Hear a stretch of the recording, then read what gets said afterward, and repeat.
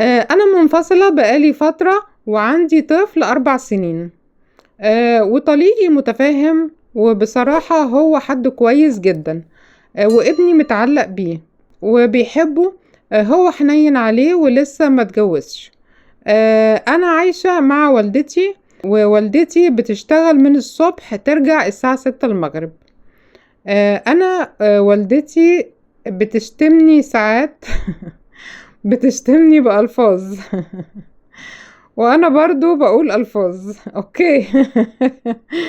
بصرة. في الفاظ رايحة جاية. ماشي. وكده. وانا مش حابة ابني يبقى كده. عايزة يتعلم كويس. انا بشتغل ومش هعرف اوفق بين اني اشتغل واعلم ابني.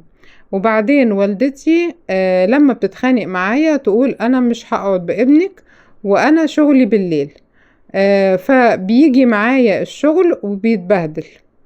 اهل بابا بقى ناس كويسين ومحترمين، وما بيطلعش منهم يعني كلام مش كويس، وما بيغلطوش خالص.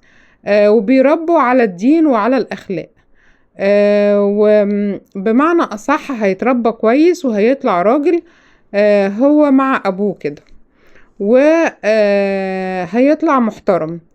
انا بفكر اوديه لباباه، ومش عارفة هستحمل بعده ازاي. تمام.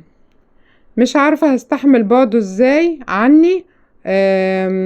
وفي نفس الوقت فكرت لقيت انه عند باباه هيطلع راجل، بس انا خايفة من الناس تشوفني وحشة، وتشوف ان انا عملت كده علشان نفسي وعشان اشوف نفسي. ملحوظة، ابو ابني مش مخلي ابني محتاج حاجة وما بيتأخرش عليه في اي حاجة.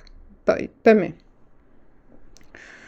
انا فهمت اللي انت تقصديه. انت تقصدي ان انت خايفة من كلام الناس، عايزة تودي ابنك يروح يعني يعيش مع باباه ومع اهل باباه، وانت شايفة ان اهل باباه احسن من ان هو يعيش معاكي انت ووالدتك، لان انتوا في بعض حاجات انت خلاص شايفاها وشايفة ان في اخطاء.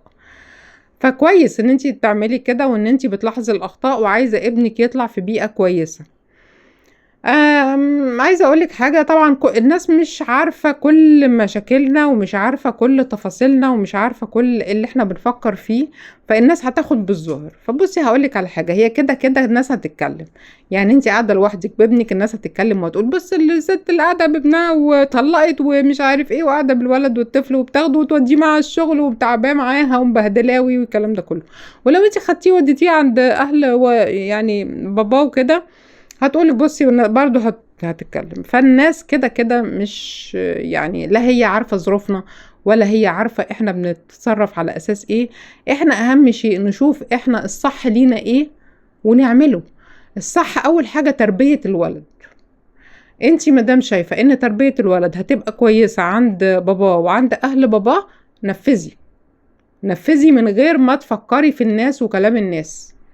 اهم شيء عندنا دلوقتي تربية الولد ونفسيته. الولد يطلع انسان كويس محترم متربي وراجل زي باباه. لو انت شايفة ان ده هيحصل لما يروح يعيش عند باباه، نفذي وملكيش دعوة بالناس وملكيش دعوة بكلام الناس. اللي هيكلم من وراكي كده كده بيتكلم، ولا يجي يتكلم قدامك قول له مالكش دعوة. محدش له دعوة بيكي، لان انت اللي انت شايفاه صح في تربية ابنك بتنفذيه. ف يعني انا اعتقد كده ان ما عنديش كلام تاني اقوله. واصحابنا قولوا لنا انتوا ايه رايكم في الكومنتات. هشوفكم في حلقة جديدة. باي باي.